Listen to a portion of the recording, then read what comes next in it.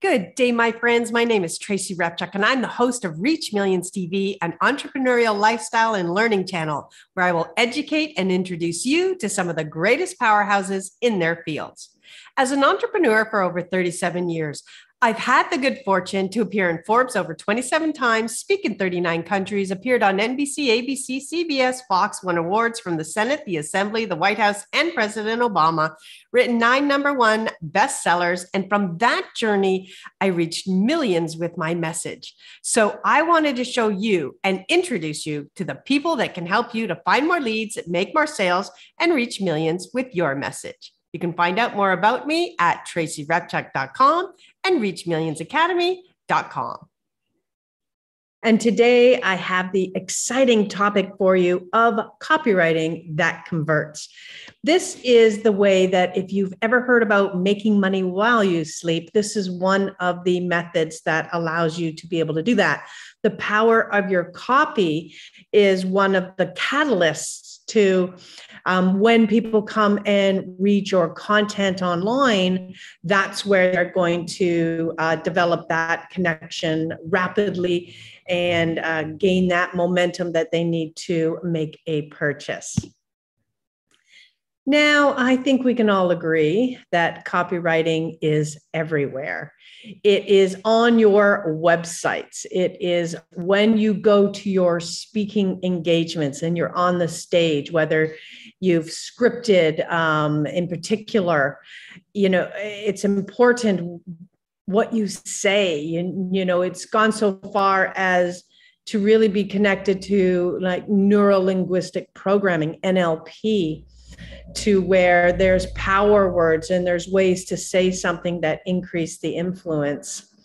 It's definitely on webinars. Every screen that you create is effective copy and imagery. It is definitely on blogging, and we're going to talk a little bit more about, copywriting and its connection also to search engine optimization and keywords. It is in your social media. You might be making that Instagram post or the Facebook post, which aren't necessarily search engine optimized, but what you say there is a high impetus on, does somebody stop? Do they listen? Do they click, more importantly? It's on billboards. Companies can spend anywhere from $8,000 to $25,000 for a billboard.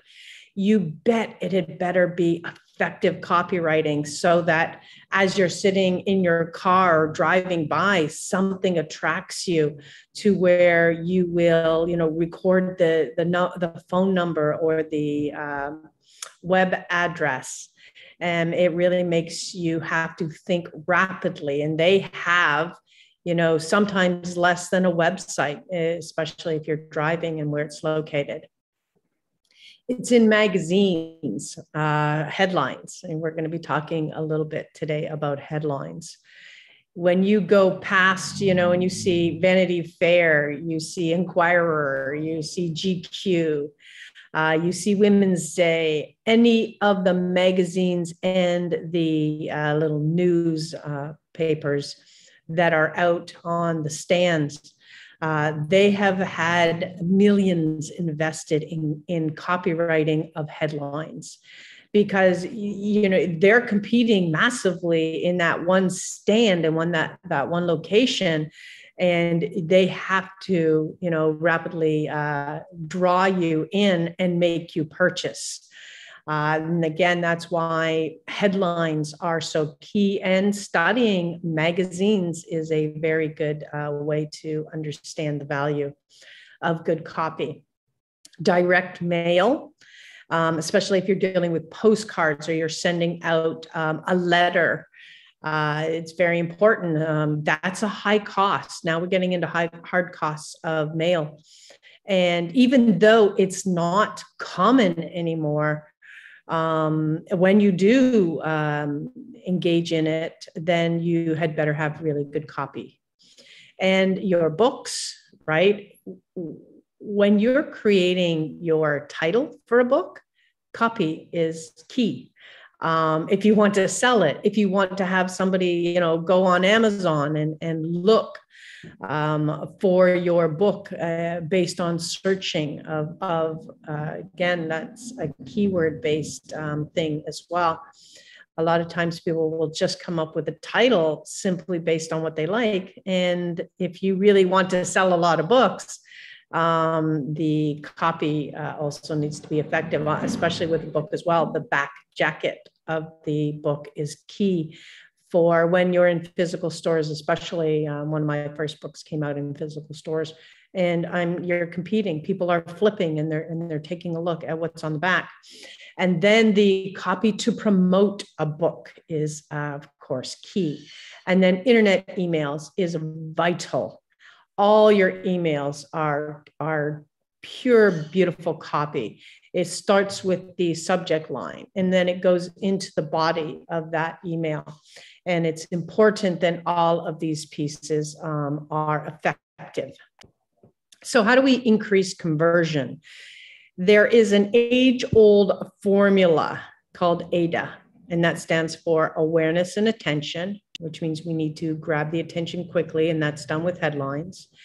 We have to garner the interest, and that highlight the benefits of what they're getting. We need to build that desire, and that means tap into, their deepest desires, and action. We need them to take action. Creating effective copy that engages emotions or elicits something is wonderful, but now we need them to go somewhere, especially if we're driving to an offer. And so you must motivate them to take action. And that's usually done with a formula that's problem, agitate, and then solve.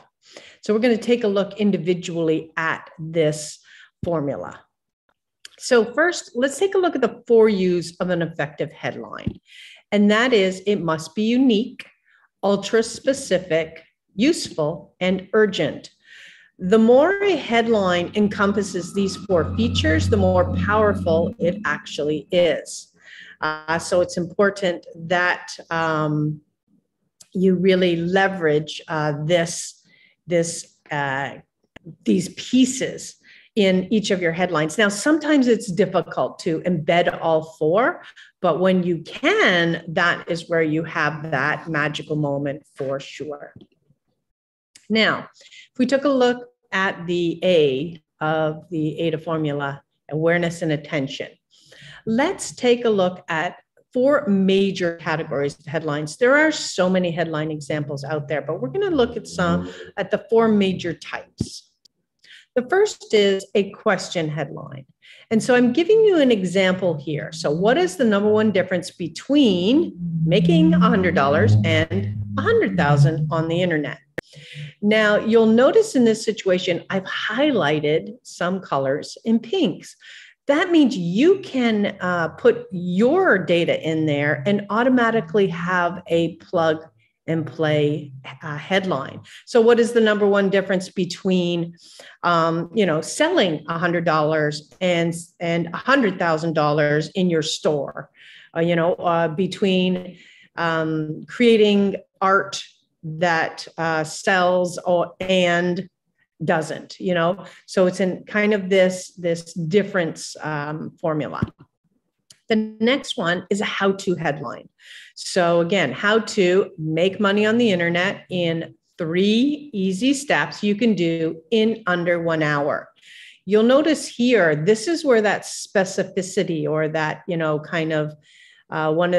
of the empowering U's starts to come in. It's unique, it's urgent, and it's ultra kind of specific, right? So the how-to, plug anything you want. How to lose 7 pounds, right? In 7 days. That you notice there, that's kind of that under 1 hour plug. 7 pounds is ultra specific. So that's again the thing. And then how to lose weight is the plug in, right? So that's how you kind of start to take really effective headline formulas and plug in your own data. And then there's the reason why headline, 5 reasons why you aren't something, making money on the internet, and how you can change it. So this one really focuses on a result. And again, notice it says 5 reasons. Could be 3 reasons, 2 reasons, 1 reason, okay? Or number 1 reason you aren't, right? You'll start to understand using the 4 U's how to leverage this. So 5 reasons why you aren't meeting your soulmate and how you can change it, right? 5 reasons why you aren't losing the weight and how you can change it. And then number 4, an indirect headline. So here, this is where you bring them in through some sort of curiosity and you answer the question in the body of the email.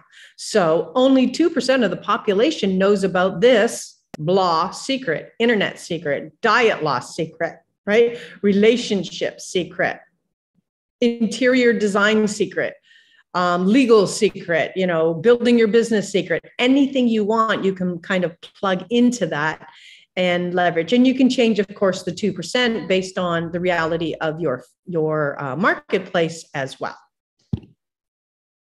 Now we hit the I of the AIDA formula, interest. So it's always about what's in it for your audience. And here's where you need to completely turn your thinking around when you're writing an email so that you can create faster sales cycles. So every single time I'm reviewing copy of a client, they'll send me an email in particular. And this is what it will say, this is what I or my company can do for you. This is what my product does. This is how it works, right? Those are actually killer statements for sales. And so what you want to do, though, write what you need to say, let it flow, and then you'll go back through the copy and you'll replace I and me with you. So this is what I or my company can do for you. So this is what you will discover, right? When, reading this, when listening, when watching this video, just start to twist it around. That's how you'll get successful. The other simple tip is to really start to understand the difference between a feature and benefit-rich copy. So a feature, that's what something is, and a benefit is what it gives. Those are the 2 ways that you can really differentiate for yourself, is this a feature or a benefit?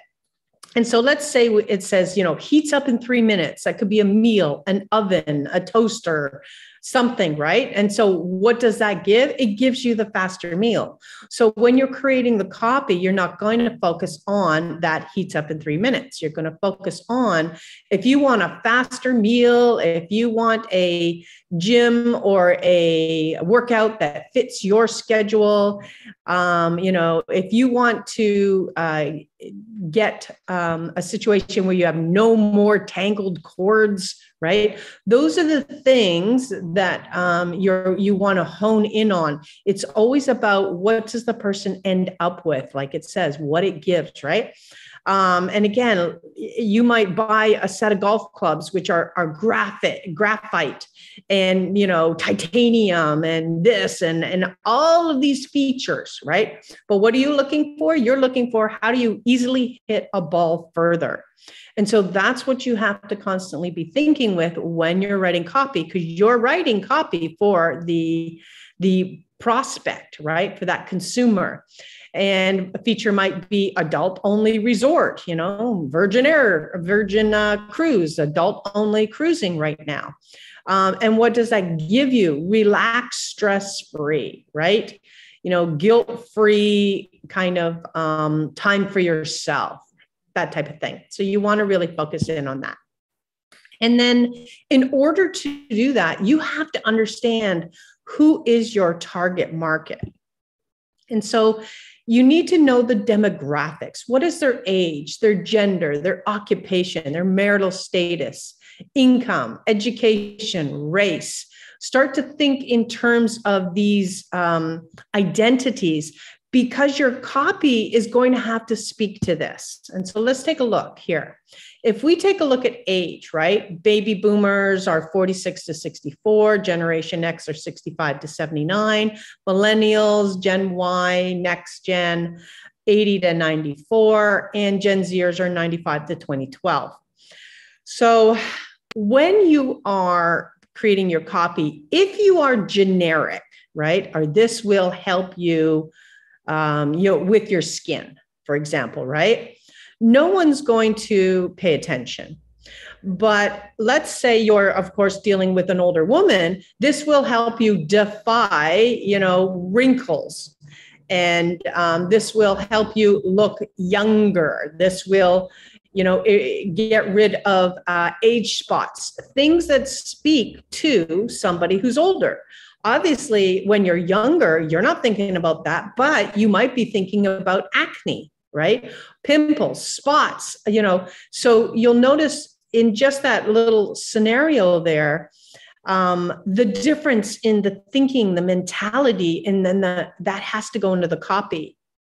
And again, I do copywriting for myself, but I used to do copywriting for others. It was, $5,000 for me to create landing page copy, $5,000 for a email series, and $25,000 for a sales page. And the reason good copy costs so much is that person has to go and research these things, get into the headspace of the target market, and then start to find out what are all the problems, what are those things that are driving them crazy with respect to what your product solves.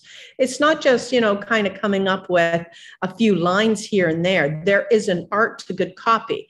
Now, the great part is what I'm teaching you here, you can at least go and do and be aware of, so that in all your future copy, the only thing you did was change the I's and the me's to the you. That already would be a benefit. Now, the next element, of course, is gender. When you're speaking to a woman on a sales page, on your copy, in an email, it's extremely different than when you're talking to a man.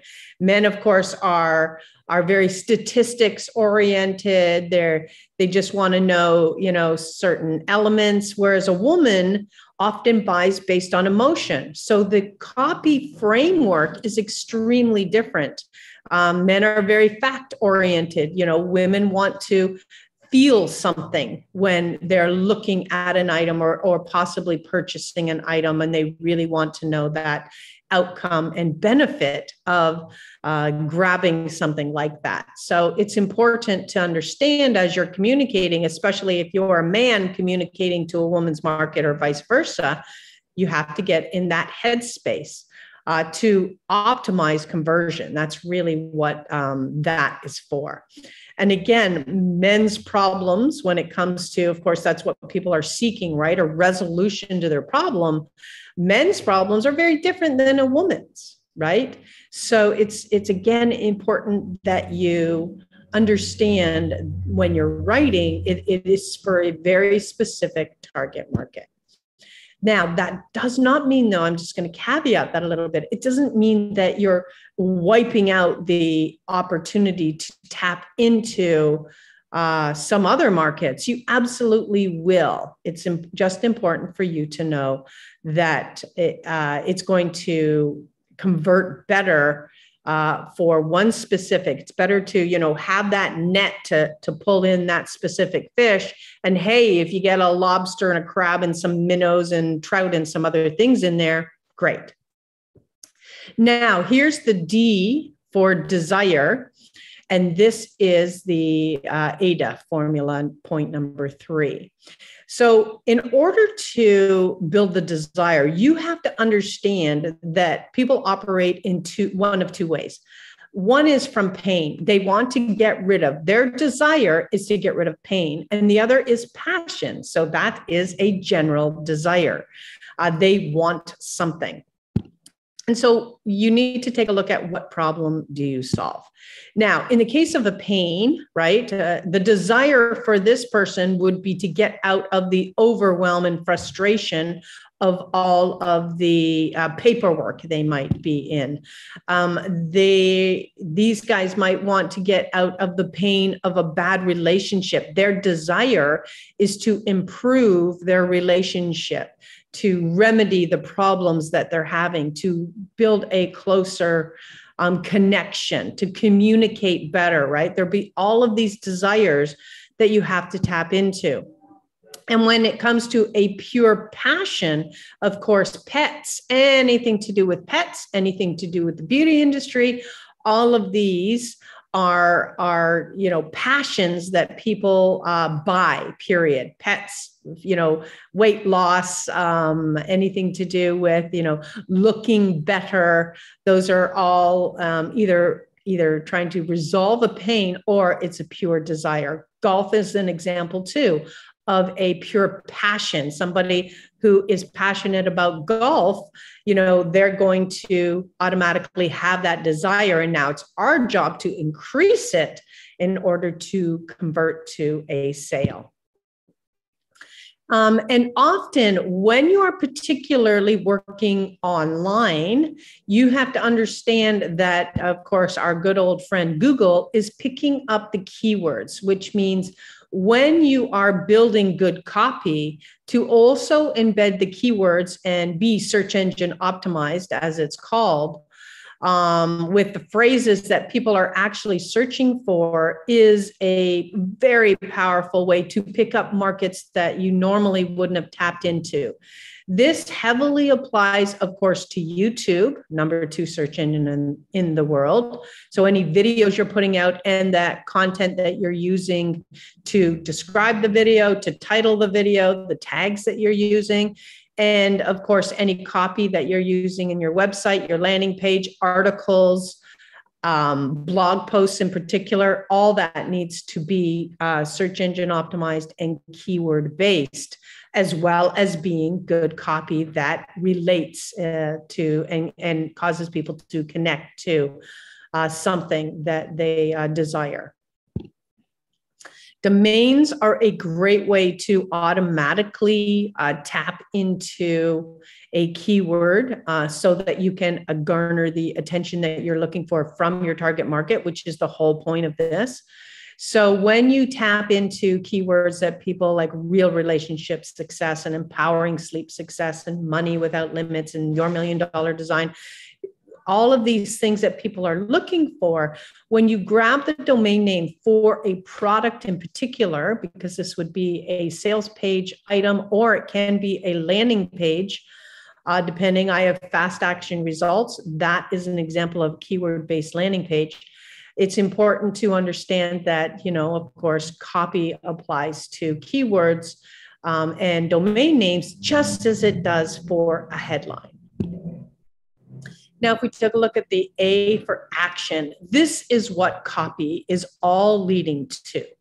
And that's why when you're creating your presentation, when you're creating your copy for websites or for emails, you have to start to think with, what do you want somebody to do? It starts with the end in mind. You don't just start throwing copy up there. You start saying, what is it I want somebody to do, right? And of course, ultimately, let's say it's to purchase something, right? So now we work it backwards. Okay, so the action we want is for someone to click on this button and buy, or click on this and check it out, or attend my webinar, or opt into my landing page. There is an action we are seeking. And now everything goes backwards from there when it comes to copy. Now, if we look at also building and optimizing the sales foundation, that is done with these 3 elements. The first being the landing page, right? You're driving your traffic, your attention to a landing page, unless, of course, you're doing a direct sale moment, like a sponsored ad. Then you'll send them straight to the sales page, straight to the buy button, whatever that is, right? And again, this also depends on price points. And the reason, of course, I'm very much oriented towards sending to a landing page in normal copy, not in ad-based copy. For ad-based copy, I'm always kind of generally going straight for the sale, straight for strategy session, straight for something that will produce income rapidly. And on other methods, I'm pushing towards a landing page, which is the ability to list build, get that name and the email address. And then, of course, in that situation, now I have the ability to communicate to them via an autoresponder system. And when you are creating your emails, they all gear towards the awareness, the interest, the decision, and that action moment, all within an email segment. And this brings us to the autoresponder. So the autoresponder, that's that piece of software that allows you to automate the communication of emails to a prospect that has come through your landing page. This is key because you cannot scale. You can't communicate to every single person you encounter without the ability to have some sort of automation in place and therefore scalability in place. So let's say somebody comes on in, they give you their name and your email address. Now you control the communication cycle, which means you can start to predict the sales that are going to arise. So out goes email number 1 and says, welcome. Email number 2 is like, hey, as far as this tip is concerned, you should really, so it's an educational email. Email 3 is like an awareness email. You're really chunking little pieces of information to them that will increase their desire, of course, increase their interest in what it is that you have. We've made them aware at this point. They're in. Now we have to keep rotating towards interest and desire until we get the action we want, which is, of course, the buy. So we're constantly rotating through interest and desire until ultimately we get the action of the buy. And then what's beautiful about the autoresponder is it's personalized, promotes 24/7, sells 24/7, and builds that relationship of know, like, and trust so that you can grow your business and spend time on activities that you need to be focused on, which is, after you've driven them to perhaps a discovery or strategy session, then you're doing that so that you can get the sale. Now, emails, kind of short and sweet, it's been studied, the subject line length. The general rule is less than 50 characters. And you can see, 4 to 15 characters has the highest open rate. 16 to 27, has a decent open rate, but even better clicks. So that person has been vetted even more. And then it starts to go down the longer we get. So you want to watch, I think the general awareness I want to make here is be aware that your subject line and your body are key indicator statistics for whether that was effective or not. And of course, your emails can be coupons, they can be selling, they can be giving help, they can be telling about the benefits, they can be educating, they can be answering frequently asked questions. You just want to constantly be in communication and then drive them to do some sort of action. And how do you turn your emails into cash? You add a PS to your email. Okay. So generally you can add up to 3 PSs in an email, or you can just have the one, PS, get your copy right now before they're all gone with the link. And then if you want to really push a sale, it's as always, remember there's a money back guarantee, and today only it's 50% off. So those are the summary. Those are the urgency indicators all in one space for a push to a sell. But a general PS might be, hey, I have some space open, schedule a free strategy session today, stuff like that. Okay. And you also want to make sure that the offers that you're making when you're doing a sale are irresistible, okay? That creates that urgency. That's the important key part about that. And you're driving them to some sort of deal or a sale or, last minute only. Again, it's the philosophy of that Black Friday concept. People love to get a deal. And then your story is key. Integrate it in your emails wherever possible, integrate it in your web, integrate it in all your copy so that it makes you more relatable. People connect to you emotionally, and then they start to understand the why you're doing what you're doing. And again, those who tell the stories rule society, and that was Plato. Now, the last thing I really want to mention here is terminology. When you are in a specific industry, a lot of times people start to use the acronyms of that industry, like SEO, which without saying it stands for search engine optimization, which means you're leveraging keywords in your copy, right? There's all of these pieces that need to be said to explain a terminology, and you cannot just leave it as a standalone piece. Otherwise, you're going to find that you're going to lose. And so if you ever really want to know what to do, are you smarter than a fifth grader had it right? Please write your copy for around a fifth grade education, because simple sells. So I look forward to connecting with you. Make sure you book a free strategy session, giftfromtracy.com. And if you want a free gift, head to fastactionresults.com. And I look forward to seeing you in the next episode.